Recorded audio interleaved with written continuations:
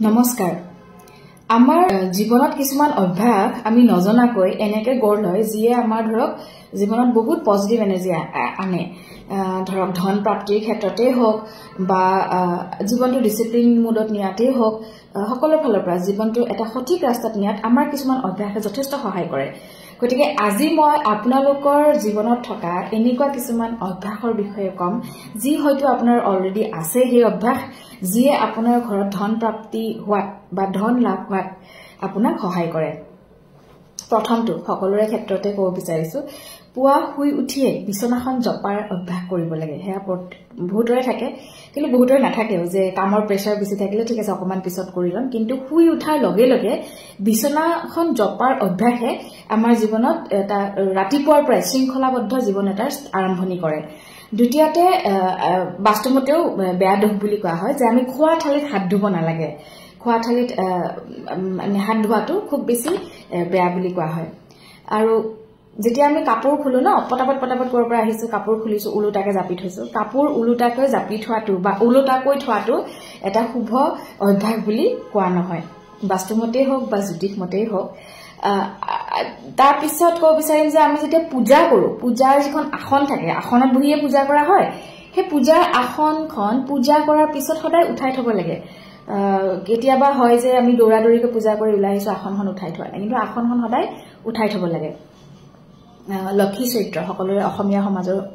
ঘৰে থাকে লক্ষী চৰিত্ৰৰ এষাৰ কথা আছে যে অমাৱস্যা একাদশীত আৰু মঙ্গলবাৰ বৃহস্পতিবাৰ আৰু শনিবাৰে নখ কাটিব নালাগে গতিকে এনেকুৱা সৰু সৰু কিছুমান আছে যে নিয়ম যে আমি ধৰক পঢ়িও আহিছো কিন্তু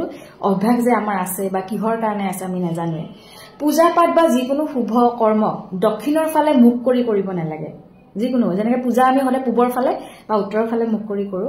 দক্ষিণৰ ফালে পূজা বা যিকোনো শুভ কৰ্ম কৰোতে দক্ষিণৰ ফালে ফেচ কৰিব কেতিয়াও নালাগে আৰু ঘৰৰ দুৱাৰ দলিত এটো মোৰ প্ৰায় অভ্যাস কেতিয়াও ঘৰৰ দুৱাৰ দলিত সৰুতে কোনে শিকাইছিল নাজানো মনত নাই এতিয়া দুৱাৰ দলিত থিয় হৈ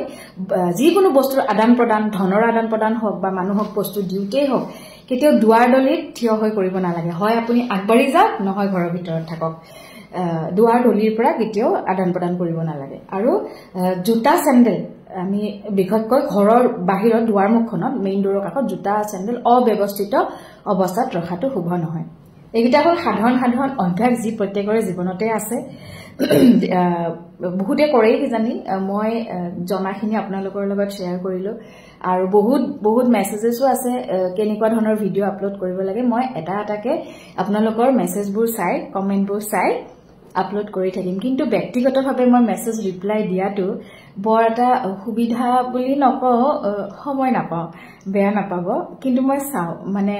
মই যেতিয়া ৰিলছ এটা দিও ধৰক ভিডিঅ' এটা পোষ্ট কৰো 2-3 দিনৰ মূৰত কোনে কি কমেন্ট দিছে কোনোবাই যদি বেয়া দিছে হেয়াও দেখা পাও কোনোবাই যদি গালি পাৰিছে হেয়াও দেখা পাও আৰু আপোনালোকৰ মৰম চেনেহ সকলোখিনি দেখা পাও কিন্তু কেতিয়াবা মই টিক মানে এনেকা লাভ চিন দি যাও বা কেতিয়াবা ক্লিক কৰো কিন্তু প্ৰত্যেকটো ৰিপ্লাই কৰাটো মোৰ কাৰণে সম্ভৱ নহয় একচুৱেলি সময়ৰ অভাৱ গতিকে আকৌ নতুন কেতিয়াবা কিবা ভিডিঅ' লৈ আহিম ধন্যবাদ